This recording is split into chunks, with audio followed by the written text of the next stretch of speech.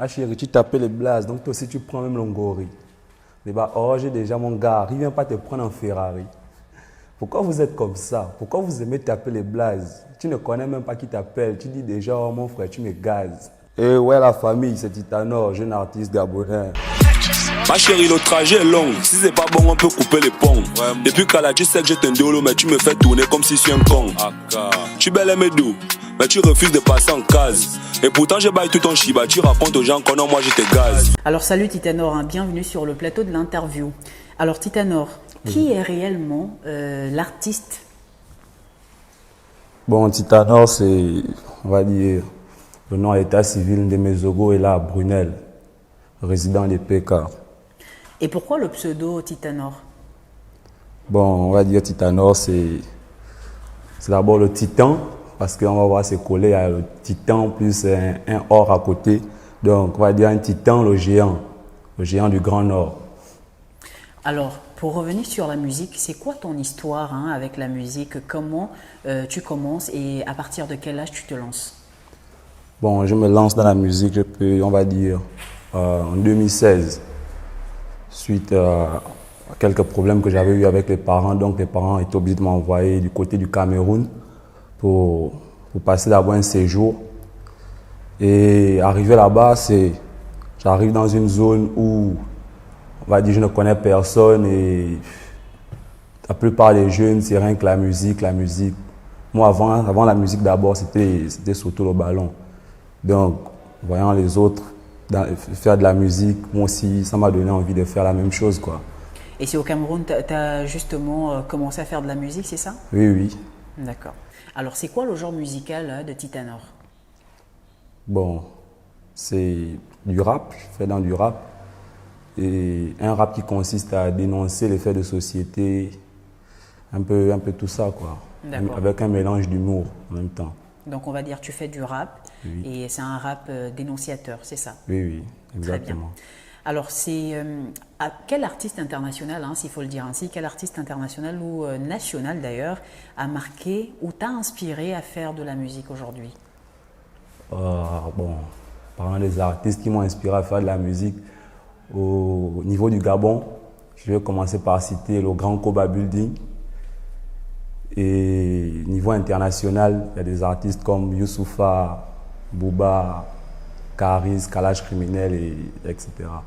Et quand tu vois justement ces artistes aujourd'hui de renom, est-ce que tu aimerais justement avoir leur parcours, leur carrière?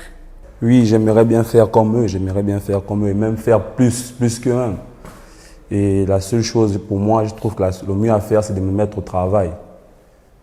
Le début est déjà là et redoubler d'efforts, tout simplement. Alors pour revenir sur ta musique, tu as dit tout à l'heure que tu faisais justement du rap qui dénonce un peu les faits de la société. Oui. Mais hormis ces faits de société, quelles sont les autres thématiques que tu abordes dans tes morceaux? Bon, on essaie aussi un peu de sensibiliser, passer certains messages et en même temps me mettre à la place de certaines personnes qui ont vécu certaines situations. Donc, c'est un peu tout ça, en gros. Alors, tu te vois où et à quel niveau dans 5 ans?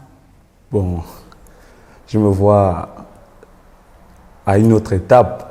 Je me vois passer à la télé. Je me vois vivre de la musique, quoi. On va vivre de la musique parce que c'est ma passion. C'est ça ton rêve primordial? Oui, oui. D'accord.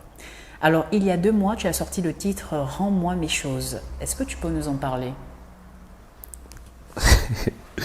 Le titre « Rends-moi mes choses ». Bon, comme j'ai pu voir certains commentaires sur les réseaux où il y a des gens qui se disent que bon, c'est forcément des histoires que moi je vis moi-même, or que ce n'est pas le cas. Comme je l'ai expliqué aussi à peine là, que c'est relater les faits de société. Donc, pour moi, c'est juste me mettre à la place des autres. Donc, il n'y a que ça que je peux dire, quoi. Et par rapport à ce titre, c'est l'histoire de qui? Ou encore, qu'est-ce que tu voulais mettre justement en avant sur ce titre?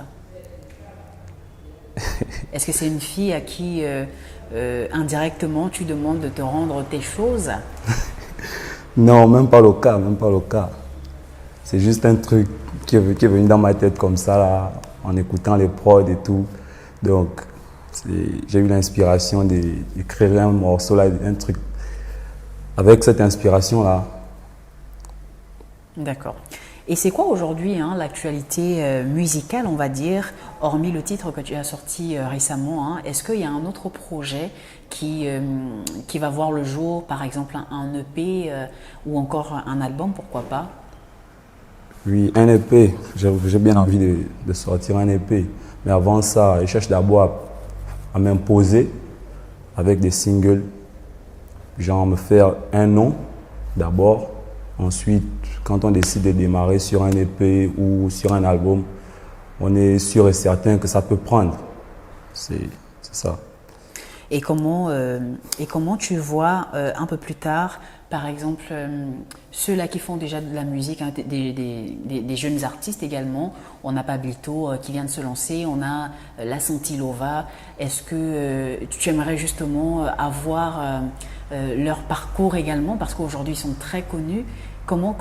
Est-ce que tu as essayé de te rapprocher de ces jeunes artistes pour savoir un peu quel est leur secret, comment ils ont fait pour se faire connaître aussi rapidement? Non, j'ai jamais essayé de me rapprocher de ces artistes-là. Même être en contact avec ces personnes-là, non. Alors, pour revenir un peu sur l'histoire de ta musique, comment tu te lances, tu l'as dit d'ailleurs à l'entame de nos propos, qu'en 2016, c'est en 2016 que tu te lances réellement dans la musique. Oui. Mais lorsque tu te lances, quelle est l'approche, quel est le regard de tes proches, de tes parents? Comment ils voient justement la chose? Est-ce qu'ils acceptent que tu fasses de la musique?